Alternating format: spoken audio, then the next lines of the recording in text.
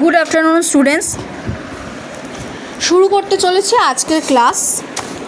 দেখো, নবম শ্রেণীর কালিদাসের লেখা ধীবর বৃত্তান্ত, ধীবর বৃত্তান্তের প্রশ্নোত্তর পর্ব।